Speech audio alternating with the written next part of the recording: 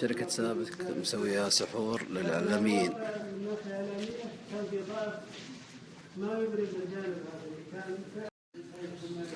فندق هولدين.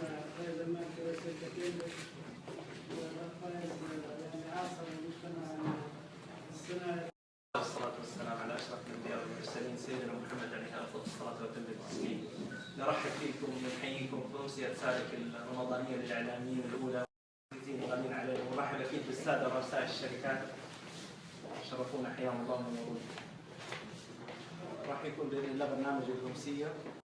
بعد ذلك نبدأ عن شركة ابن رشد ومسيرة استراتيجية سابك في المسؤولية الاجتماعية، وبعد ذلك لقاء مفتوح، وبعد ذلك إن شاء الله الإعلام في سابك يعني كان موجود مشكور، يعني إنه يجمعونا صراحة في هذه الليلة. أنا توقعت إنه بيكون عدد على التواصل والتواجد معنا، وبالنسبة لنا كصناعيين هذه فرصة. أول شيء بالنسبة لنا أن نعرف شركة سابك، نعرف نشاطات شركة سابك، نعرف إن شاء الله سابك مهي بس شركة إن شاء الله راح تكونها في بعض العرض اللي راح أعرضه وراح الله إنه الصناعية والرؤية اللي قامت عليها الدولة العربية السعودية من 35 أو 40 سنة، يعني مرت علينا لما كانوا يتكلمون عن تأسيس شركة سابك وتأسيس حتى الهيئة الملكية وينبع الصناعية والهيئة الصناعية، وكان كثير من حضارة كان موجود في حضارة غربية من ممكن يكون عندهم تجربة راشدة وناجحة في لكن يدل على أول شيء الإرادة والإدارة الحكيمة والحكومة. فعلا نجحت إدارة العربية السعودية ونجحت إدارة سابق من كتاب رامكو لأنها قامت على يد الدكتور غازي السيبي هو رئيس مجلس إدارة شركة. تأسست عام 1980 وكان الانتاج التجاري بدأ في عام 1970. بالنسبة على مستوى الشركات التابعة هناك بعض النشاطات اللي احنا نفخر ان احنا موجودين فيها، وواحد من الاشياء صندوق فرد الخيري، الصندوق المعروف على مستوى سابق، بدأ من ينبت، وهذا صراحة شيء نفخر فيه ونعتز. نبذة مختصرة عن شركة ينبت وتاريخها العريض. حاليا راح نشوف مقتطفات من فيلم وثائقي من بداية الجليل وبداية القصة. فبعد كانت مجرد قليل سد قاحلة على ساحل الخليج العربي، تحولت الجبال إلى مدينة صناعية متنوعة. جاء أمور مختلفة، وهي محاولة الأزل صاحب استخراج النفط إلى مواد جديدة أن تصنع شيئا من شيء. وعلى صديقة للبيئة وأخف وزنا عن النهار بتطوير المواد المبتكرة التي يحتاجون إليها. وعندما رغبت شركة كانون في تصنيع مساحن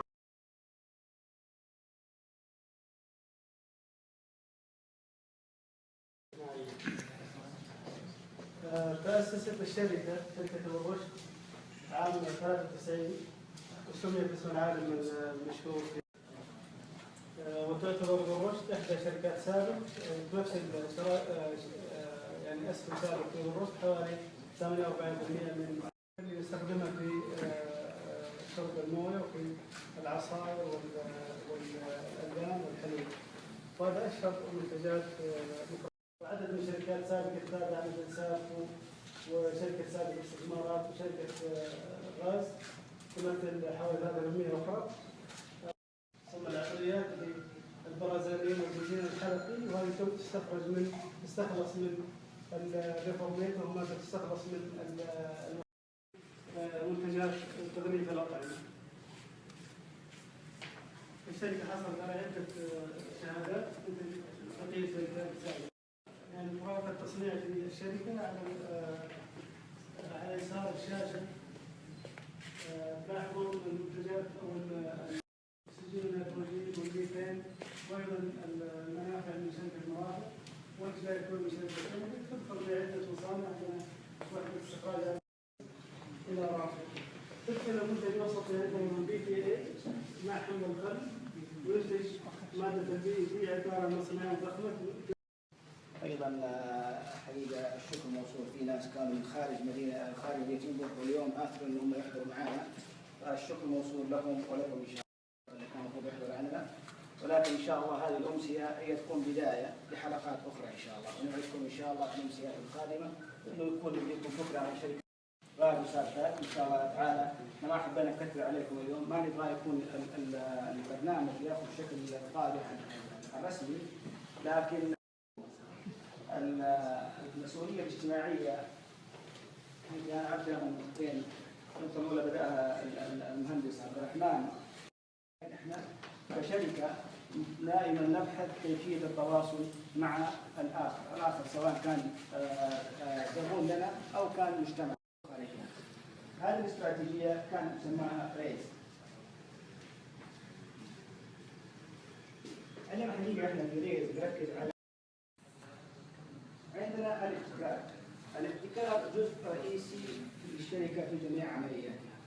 لولا الابتكار ما وصل الساعه ان تكون برامجنا ذات قيمه عاليه وانها تترك اثر مستدام، ما تكون وقتيه. هذه هنا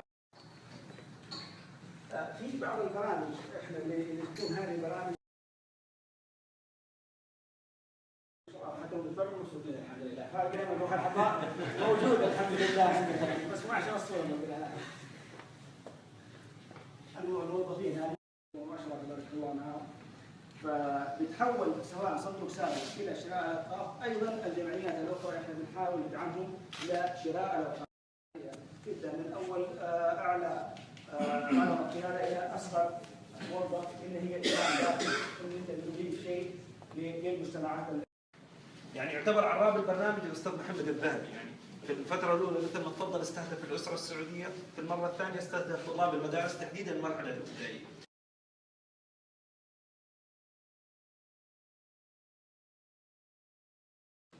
يعجز الانسان انه يعبر عما وصل له من اعتزاز وافتخار بكل مسيره والى المستقبل مشيئه الله. انا اسمح لي طال عمرك من خلال العرض اني استشف بعض الصور اللي خرجت من خلال العرض بها. المتواجدين في المكان هذا برغم انه ليس مكان يتبع الشركه او للشركات الاخرى، يدل على شيء، يدل على فعلا من ينتمي لسابق ومن يعمل فيها. التهنئه قد لا تصل بالشكل الكافي او بما اشعر فيه اني انا سابق ومن يتبع لسابق محل اعتزاز كل مواطن في المملكه. الصور اللي يمكن شملها العرض كافيه وكثير، يعني يمكن الاخ اشار يمكن لاشياء كثيره يمكن سابق اعلاميا لم تصل حقيقه، وهو يمكن اجتماعنا هذا نتمنى ان تكون الشراكه القادمه اقوى، وانتم تستحقون حقيقه ان يشاد بكل عمل تقدمونه. اليوم احنا بنحط نواه الى شراكه اقوى واقوى ان شاء الله. يمكن زي ما في طلب طال عمرك بس جوانب معينه تكون فتاتنا، وان كان يعني في احصائيه كنا نتمنى انه يكون ايضا مزود بالاحصائيه الحقيقيه للاستفاده من كم عدد المستفيدين. والاشياء بصراحه جديده علي. يعني من الاعمال زي ما تكلم الاخ، يعني ما يبغى الواحد يزيد عليها ما شاء الله تبارك الله. سابق يعني تخطط بالنسبه هل في استراتيجيه معينه للاعلاميين في نظر سابق انها تجمعهم او تعمل لهم محور او مركز؟ ان شاء الله ابتكاراتكم جمة لا حدود له. انا ابغى اسميها سابق معنا في الحياه. ما نحن خالصين من مسؤوليه انه كل الدعم هذا وكل العمليات هذه وكل العروض هذه والفعاليات حابه انها ودعمت سابق في مشاريع عده. فانا اتمنى ويمكن يشاركوني الاخوان يكون في زي المركز او فاذا كان في المركز هذا حتى تكون الكلمه واحده من ينبع، يعني حتى النطق الاعلامي يكون واحد لكل الصحف. الجانب ده حقيقه احنا في يوم من الايام فرحنا انه حيكون هناك مركز اعلامي، وهو ما ينقص ينبع في الاخر. الأخير إظهار ينبع بجمال شركاتها، بجمال نخيلها، بجمال شواطئها، بجمال كل ما فيها، وهو ما يعني يحتاجه